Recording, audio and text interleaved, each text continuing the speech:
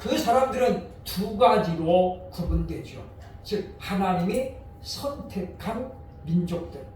그래서 에덴 동산에서 아담의 자손이었던 셋의 자손들, 그 다음에 가인들 자손들이 나오고, 노아 홍수 이후에는 선택받지 못한 함의 자손들, 그 다음에 셈과 야벳의 자손들로 그렇게 두 줄기로 흘러갑니다. 그런데 성경에 그 많은 인물들 가운데 유일하게 둘도 없죠. 딱 한 사람, 하나님께서 바로 이 사람을 그렇게 소개했는데 바로 훌륭한 자였다라는 말입니다. 아브라함도 그 칭찬을 받지 못했고 다윗도 하나님 앞에 훌륭하다는 말을 못 들었어요. 그 사람이 누구냐면 바로 욥이라는 사람입니다. 하나님께서 그를 소개할 때에 그는 가장 훌륭한 자였다라고 설명을 했다고 하는 것이죠. 그것은 바로 이유가 있습니다. 그냥 하나님께서 욥을 그렇게 아무 의미 없이 한 것은 아니었다라고 하는 거죠. 그 이유는 그는 경건한 사람이었기 때문이다라고 하는 것입니다. 많은 학자들이 욥이 어느 시대 사람이었는가 그렇게 이제 얘기를 하면서 아브라함 이후에 즉 족장 시대의 사람이었다라고 이제 얘기를 합니다. 그 이후로 몇 가지를 들고 있는데, 첫째는 당시 아브라함 시대처럼 족장 시대처럼 가장이 예배를 진도하는 바로 가부장적인 특징을 갖고 있기 때문이죠. 그러니까 아브라함 시대에는 레위 지파가 없었잖아요. 그렇기 때문에 바로 제사장이 없을 때입니다. 그래서 가장이 직접 예배를 드렸죠. 아브라함이 예배를 드리고 이삭 때는 이삭이 드리고 그리고 또 야곱 때는 야곱이 예배를 드립니다. 오늘 본문에 보면 욥도 바로 직접 자기 가정의 예배를 욥이 진행했다는 거예요. 두 번째는 족장 시대에는 하나님의 명칭을 엘 샤다이 즉 전능하신 하나님 이렇게 많이 불렀어요. 아브라함도 그랬고 야곱도 그랬습니다. 그래서 엘 샤다이 전능하신 하나님 그렇게 많이 불렀는데 욥기에는 엘 샤다이라는 호칭이 무려 31번 나옵니다. 그러니까 족장 시대를 살았다라고 볼 수 있는 것은 뭐냐면 족장 시대에 불렸던 하나님의 호칭이 욥의 시대에도 강조되고 있다는 거죠. 세 번째는 욥이 140세를 살았는데 그것은 바로 족장 시대의 연세와 비슷하다고 하는 거예요. 물론 아브라함은 175세를 살았고 그리고 이삭은 180세를 살았습니다. 그러나 야곱은 147세를 살았다는 거죠. 그리고 그 아들 요셉은 110세를 살았습니다. 그러니까 욥이 140세를 살았거든요. 그래서 이제 그런 어떤 나이대를 볼 때에 족장 시대, 그러니까 아브라함 그 이후 시대라고 많은 학자들이 그렇게 이야기를 합니다. 그래서 어느 정도 설득력이 있고 그리고 근거가 된다고 볼 수 있다라고 하는 것이죠. 하나님께서는 욥을 이제 하나님 나라에서 사단이 있는 데서 대놓고 자랑했습니다. 그것이 바로 1절에 나오는 말씀이죠. 그는 말씀하기를 이렇게 말했습니다. 그는 온전하고 정직하여 하나님을 경외하며 악에서 떠나는 자라. 그래서 이제 하나님이 이렇게 자랑을 하니까 사단이 거기서 이제 털을 달주고죠. 욥이 아무런 까닭 없이 하나님을 이렇게 섬기겠습니까? 하나님이 그에게 많은 복을 주셨기 때문에 그렇다. 그래서 이제 욥이 어려움을 당하게 되는데 오늘 말씀의 제목은 욥에 당한 시련도 아니고 인내도 아닙니다. 오늘 본문에서 말하는 것처럼 욥이 하나님 앞에 경건한 사람이었다라고 하는 건데 과연 그는 어떻게 살았길래 하나님 보실 때에 경건한 자라고 그렇게 칭찬을 받았는지 함께 살펴보기를 원합니다. 하나님께서 인정하신 욥의 경건의 특징은 과연 무엇일까요? 첫째로 오늘 본문 1절에 보면 그는 온전한 성품으로 경건의 신앙을 나타내고 있습니다. 1절 우리가 보는 것처럼 우스 땅에 욥이라 불리는 사람이 있었는데 그 사람은 온전하고 정직하여 하나님을 경외하며 악에서 떠난 자더라. 보면 첫 번째 나오는 게 뭐냐면 그 사람은 온전했다. 여기 지금 온전했다고 하는 건 뭐냐면 성품과 관련된 거예요. 그는 온전한 성품을 가지고 그 성품을 가지고 지금 하나님을 경외했다라고 지금 하나님께서 그를 평가하고 있는 것을 우리가 보게 되었습니다. 많은 사람들이 이 무슨 땅이 어디였는가를 찾고 있는데 정확하게 우스가 어디였는지는 알리는 사람이 없습니다. 왜냐하면 성경이 말하지 않거든요. 그러나 이제 많은 사람들이 이제 시대적인 특징과 그리고 이만한 넓은 목축업을 할 수 있었던 당시 땅을 쳐다보면서 에돔 땅의 일부였다라고 그렇게 주장하죠. 왜냐하면 오늘 본문에 보면 이 욥이 가지고 있었던 재물들을 말하잖아요. 그렇죠? 예를 들면 뭐 양이 뭡니까 보면 뒤에 나옵니다만 상당히 많은 재물을 가지고 있었다라고 하는 거죠. 그래서 낙타가 양이 7,000마리요, 낙타가 3,000마리고 소가 500마리였어요. 그러면 대관령 목장보다도 더 높다는 얘기잖아요. 그러니까 그렇게 넓은 목초지대를 안고 있는 땅. 그래서 이제 에돔 지역에 이런 넓은 땅이 있었기 때문에 그렇게 이야기를 합니다. 한마디로 욥은 이방인이었다는 거예요. 아브라함의 자손이 아니라 이방인이었다라고 많은 사람들이 이야기합니다. 그런데 하나님이 그를 지금 소개하면서 그는 온전한 사람이었다라고 우리에게 알려주고 있다고 하는 것입니다. 그가 인격적으로 하나님의 성품을 품었다라고 하는 거예요. 그러니까 우리가 살아가면서 하나님을 인격적으로 체험하면 그 사람의 인격이 달라지게 되어 있습니다. 바로 하나님의 성품을 닮아지게 된다는 거죠. 그리고 우리가 보면 예수를 잘 믿는다고 하면서도 또 은사가 많이 있다고 하면서도 성품이 예전의 성품을 갖고 있다면 그는 아직까지 뭐요? 인격적으로 예수님을 만나지 못한 사람이에요. 박명시에 제 동기 목사님이 개척을 해가지고 목회를 했었는데 이번 교회 하나님이 참 어떤 일꾼을 하고 그러셨는데 많이 못 배웠어요. 못 배워. 그런데 이분이 전도에 대한 탤런트가 있는 거예요. 이 사람이 와가지고 이제가 개척교회인데 사람들을 막 끌고 오는 거예요. 이분이 말도 잘한 데다가 막 그런 경험이 있어가지고 성도들을 데리고 가지고 그 예배당에 주일마다 사람이 데리고 오는 거예요. 그런데 사람들이 또 안 붙어 있는 거예요. 데리고 가가지고 되게 대판 싸워가지고 쫓아보내는 거예요. 전도를 열심히 해오는데 또 밥 먹다 싸우고 뭐 예배드리다 싸워가지고 그래가지고 사람들 도로 내보내는 거예요. 목사님이 가만히 보니까 1년에 한 40명을 전도해오는데 남아있는 사람이 2사람밖에 안 남아있어요. 38명을 내쫓는 거예요. 그래서 이분이 하나님 앞에 기도했대요. 하나님 도대체 이게 뭔 일입니까? 아니 40명이나 전도해와가지고 예배를 드리는데 2명밖에 안 남으니 이게 완전히 그냥 세상으로 하면은 앞으로 나고 뒤로 미치는 그런 건데. 근데 이분이 이제 그래서 이제 이분이 도대체 어떤 사람인가 자세히 살펴봤다는 거예요. 그랬더니 말을 너무 함부로 하는 거예요. 그러니까 무엇입니까? 지금 욥에게서 나타나는 온전한 성품이 그에게는 전혀 발견이 안 되는 거예요.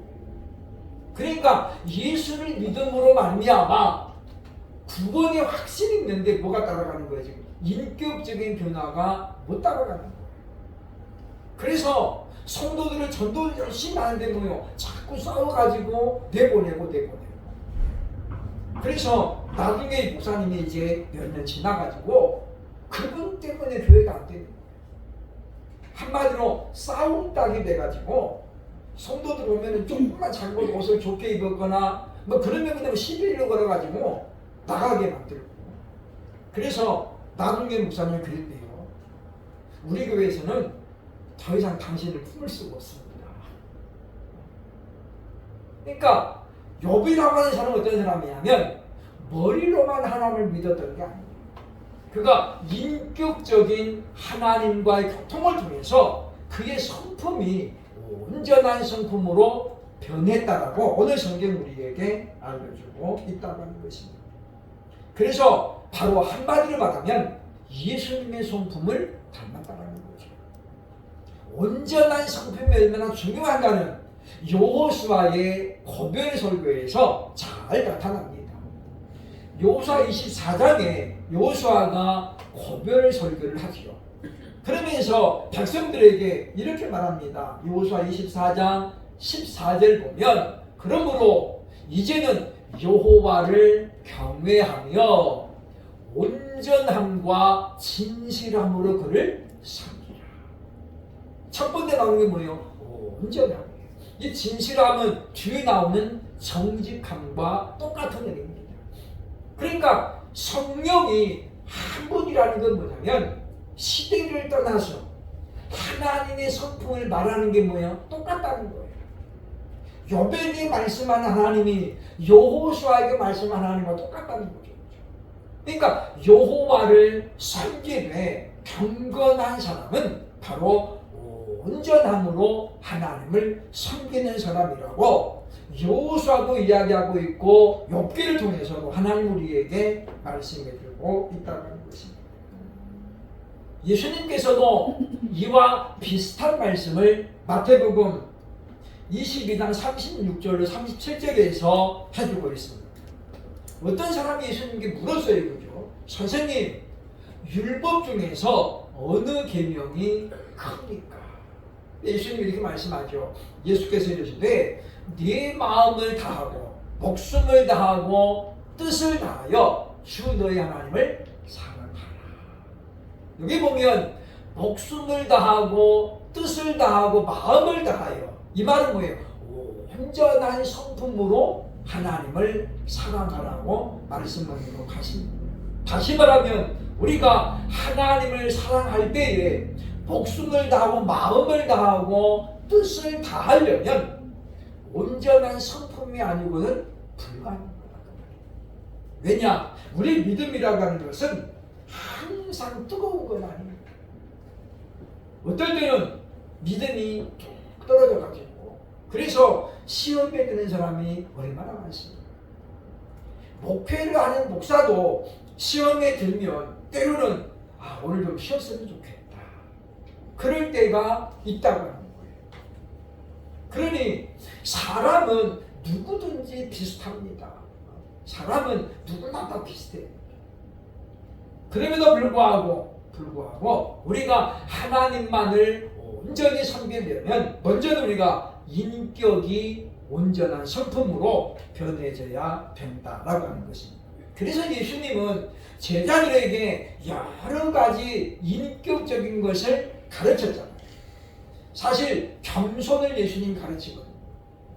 너희 안에 이 마음을 품으라. 곧 그리스도 예수의 마음이니. 그러면서 뭐라고 해요? 그는 하나님과 동등됨을 여기지 아니하고 자기를 비어 종의 형태로 나타났다. 이게 뭐예요? 지금 겸손이야. 겸손. 제자들의 발을 씻기시면서 주님 말씀하죠. 내가 너희의 발을 씻겼은즉 너희도 서로 발을 씻겨 주라. 뭐예요? 지금 겸손과 사랑. 이와 같이 예수님은 인격적인 특성을 제자들에게 많이 가르쳤다고 하는 거예요. 그러므로 저와 여러분도 이와 같이 하나님의 온전한 성품을 닮아서 하나님을 섬길 수 있는 올바른 신앙생활을 해나가는 저와 여러분 될 수 있기를 주의 이름으로 축원합니다. 둘째로 욥의 경건한 신앙은 8절에 보면 정직한 삶의 방식으로 나타났다라고 우리에게 말합니다. 1장 8절에 여호와께서 사탄에게 이르시되 네가 내 종 욥을 주의하여 보았느냐. 그와 같이 온전하고 정직하여 하나님을 경외하며 악에서 떠난 자는 세상에 없느니라. 세상에 없다. 둘도 없다는 거잖아요. 그러니까 하나님께서 욥의 신앙을 인정하셨다는 거예요. 그야말로 엄지척했다는 거죠. 온전하고 정직하며 악에서 떠난 자는 세상에 둘도 없다. 그러니까 우리가 이 세상을 살아가면서 우리가 경건한 신앙생활에 힘써야 되는 이유는 하나님이 그런 사람을 인정하고 있다는 거예요. 그런 사람을 하나님이 찾고 있다는 거예요. 찾고 있다는 거예요. 그래서 우리는 세상을 살아가는 방식을 취할 때가 정직한 인간관계를 맺어야 되겠다라고 하는 것입니다. 사실 그가 이와 같이 부자로 살아가면서 사람들에게 훌륭한 사람이라고 인정받았다는 것은 하나의 모순과도 같습니다. 다시 말하면 그렇게 힘든 요소다라고 하는 것이죠. 욥기 1장 3절에 보면 그의 소유물이 소개가 되고 있습니다. 그의 소유물은 양이 7,000마리요, 낙타가 3,000마리요, 소가 500켤이요, 암나귀가 500마리며 종도 많이 있었으니 이 사람은 동방 사람 중에 가장 훌륭한 자라. 사실 보면 이 사업을 크게 하는 분들이 가장 욕심내는 게 뭐냐면 존경입니다. 그러나 사람들이 어떻게 해요? 부자를 존경하지 않습니다. 나도 참 저 사람처럼 성공해보고 싶다. 그렇지만 참 저 사람은 존경할 만하다라고 하는 부자는 없습니다. 왜냐? 부자가 되려면 그렇게 남들에게 다 베풀고 나눠주고 해가지고는 절대 부자가 될 수 없어요. 그래서 부자들은 뭐예요? 원망을 받을 수밖에 없습니다. 세계적인 거부였던 록펠러 1세, 우리가 잘 아는 것처럼 그는 석유로 어마어마한 부자가 됐죠. 그러나 그는 석유로 돈을 벌어가지고 많은 공장들을 세웠습니다. 그래서 그가 어릴 때부터 11조는 반드시 해야 된다라는 그런 가르침을 받고 자랐기 때문에 경리 한 사람을 따로 뽑아가지고 이 직원은 뭐예요? 각 기업의 매출, 순수 매출만 다 뽑아가지고 11조만 계산하는 게 이 여직원의 일이었다는 거예요. 그랬던 록펠러 1세 때는 사람들로부터 비난을 받았습니다. 록펠러가 지나갈 때마다 야, 구두쇠 지나간다. 자기밖에 모르는 사람 지나간다. 그렇게 다들 비난했어요. 50대 중반에 록펠러가 불치병에 걸려서 병원에 처방합니다. 검사를 받고 이제 얼마 안 남았습니다. 라는 청천벽력 같은 말을 듣고 나오는데 묻는 바에서 어느 한 사람이 애원을 하는 게 보이는 거예요. 딸내미가 수술을 해야 돼. 돈이 없으니까. 병원에서는 뭐요? 그때는 손을 받아야 얘를 해주는 거예요. 이분이 그렇게 애원하는 걸 보고 록펠러 마음이 움직여요. 그래서 대신 병원비를 내줍니다. 그랬더니 이분이 정말 아주 그렇게 공손하게 고맙다는 말을 여러 번 하잖아요.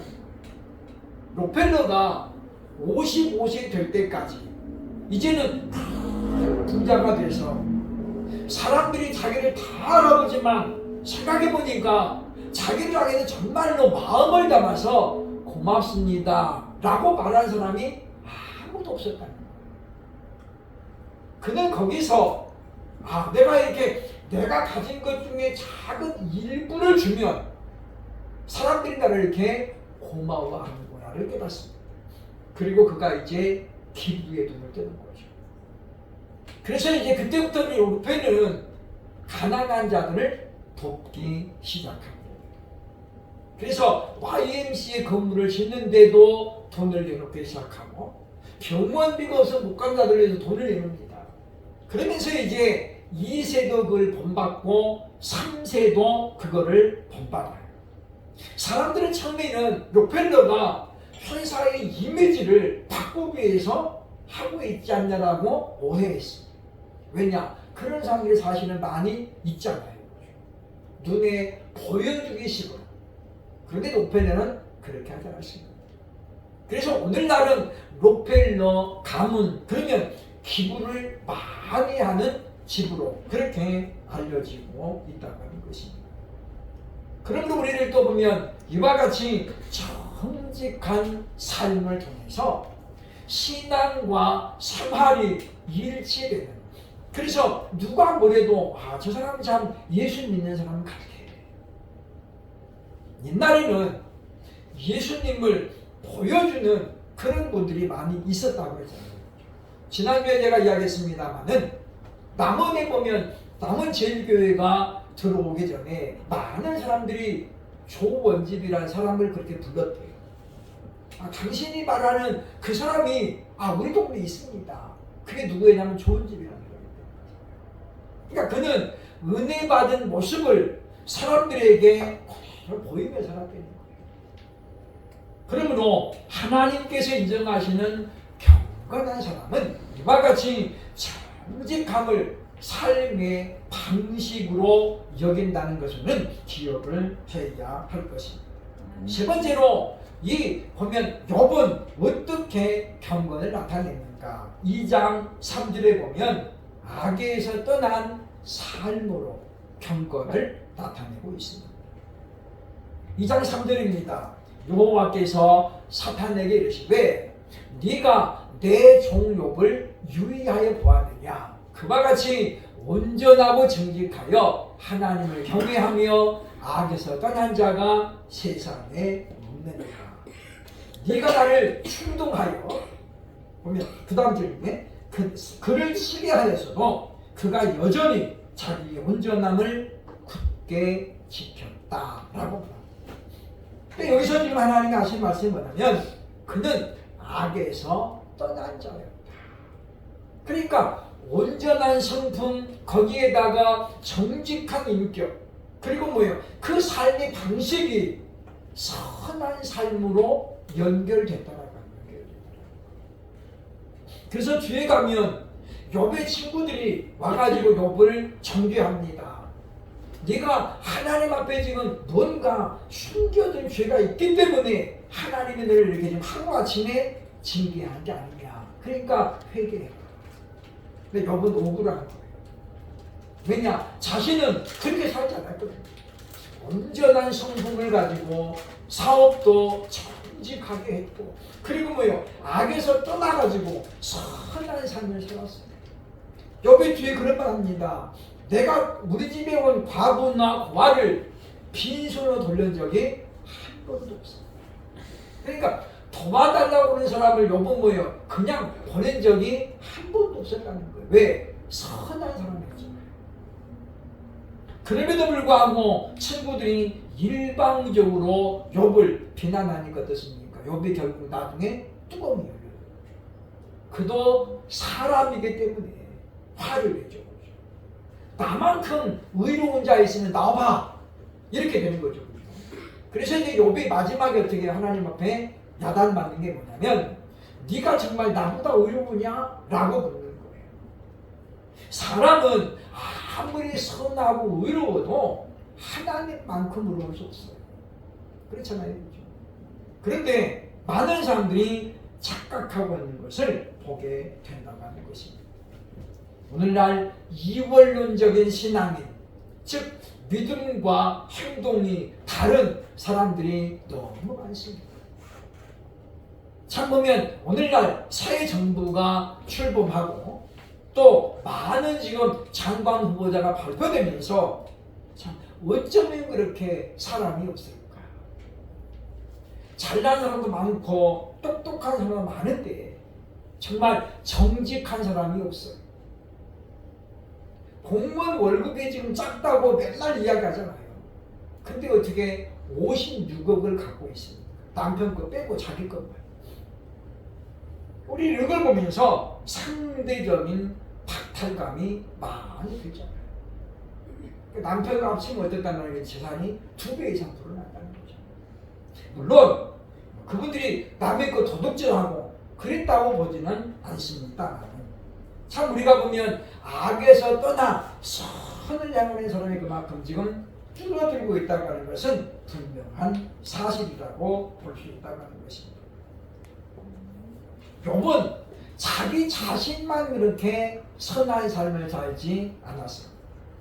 그의 자녀들, 아들이 7에다가 딸이 3명이었는데 이들에게도 똑같이 그렇게 올바른 신앙생활을 가르쳤음을 보여주고 있다고 하는 것입니다. 본문 1장 5절에 보면 이렇게 말합니다. 그들이 차례대로 잔치를 끝내면 욥이 그들을 불러다가 성결하게 하되 아침에 일어나서 그들의 명수대로 번제를 드렸으니 이는 욥이 말하기를 혹시 내 아들들이 죄를 범하여 마음으로 하나님을 욕되게 하였을까 함이라. 욥의 행위가 항상 이러하였더라. 끝절이 중요해. 끝절. 욥의 행위가 항상 이러했다는 말은 무슨 말이에요? 해마다 빠짐없이 그렇게 자녀들 한 사람 한 사람 해서 하나님 앞에 번제를 드렸다고 하는 거예요. 사실 우리가 보면 꾸준하다고 하는 것 굉장히 중요한 무기입니다. 그렇잖아요. 그렇죠? 우리나라는 성적이 굉장히 중요하게 생각합니다. 그러나 선진국 사람들은 성적보다도 근면함을 먼저 봅니다. 그래서 예를 들면 초중고 할 때 나는 개근상 받았습니다. 그러면 입사할 때 뭐예요? 아주 플러스가 됩니다. 성적 우수상 타는 것보다도 근면 개근상이 더 점수가 높다 그 말이에요. 왜냐? 이 사람은 한결같다는 거잖아요. 성실하다는 거거든요. 근데 머리는 좋은데 그냥 이틀 일하고 하루 제끼고 이틀 일하고 이렇게 되면 어떻게 되겠어요? 그러면 못하죠. 삼성동의 장로님이 처음에는 떡을 만드는 기술이 부족했어요. 왜냐? 직원으로 들어갔죠. 직원. 사장이 됐는데 그래서 이제 떡을 잘 만드는 기술자를 돈을 많이 주고 썼는데 월급만 주면 그 다음날 안 나와요. 월급만 주면. 왜? 술 먹고 끝까지 자버리는 거예요. 떡집은 새벽이라 새벽에 일하는데 이 직원이 하루 안 나와버리면 손해를 하루만 보는 게 아니에요. 손님들이 왔다가 어떻게 해요? 그냥 가잖아요. 그러면서 이 사람이 뭐예요? 신용이 자꾸 떨어지는 거예요. 그러니까 누가 손해를 보는 거예요? 사장이 손해보는 거예요. 그래서 그게 여러 번 반복되니까 이분이 이제 결단했습니다. 내가 떡 만드는 기술을 배워야 되겠다. 그래 사장이 학원을 다녔어요.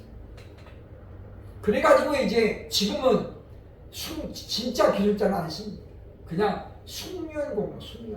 왜? 이제 자기가 직접 기술자가 됐잖아요. 그래서 숙련공은 빠져도 자기가 있으면 돼. 자기가. 왜냐? 떡은 다 만들 수 있으니까. 그러니까 우리는 그런 걸 보면서 우리가 참으로 하나님 앞에 얼마나 내가 성실한 모습으로 살아가고 있는가를 생각을 해야 되겠다라고 하는 것입니다.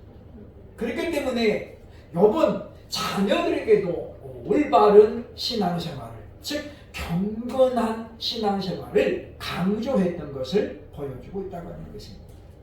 그렇기 때문에 자녀들도 이와 같이 해마다 아버지의 생신을 축하하는 자리에 예배를 드리는데 적극 동참했음을 우리에게 보여주고 있다는 거지.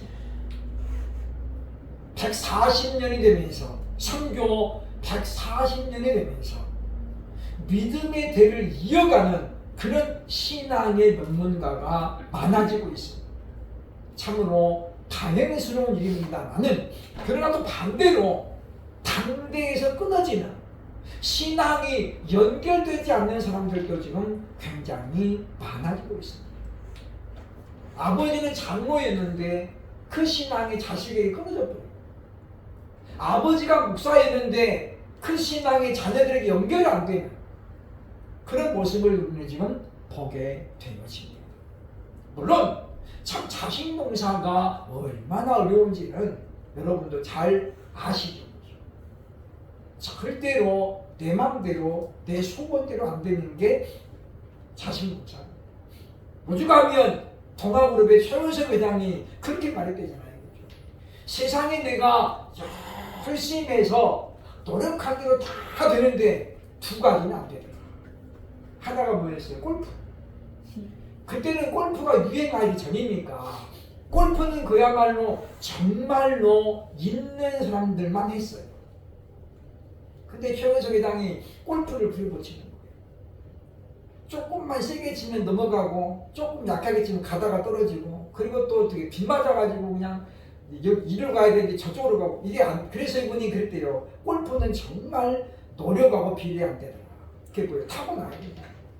두 번째, 아무리 노력해도 안 되는 게 뭐냐면 자신공사라는 거예요. 그렇습니다. 또 그래서 우리가 하나님 앞에 기도해야 된다라고 하는 것이죠. 그럼 우리는 오늘 욥의 삶을 바라보면서 우리도 정말 하나님의 성품을 가지고 온전하고 정직하며 그리고 선한 일에 힘쓰므로 말미암아 욥처럼 하나님 보시기에 훌륭한 자로 인정받는 경건한 사람으로 인정받는 저와 여러분 될 수 있기를 주의 이름으로 축원합니다. 아멘.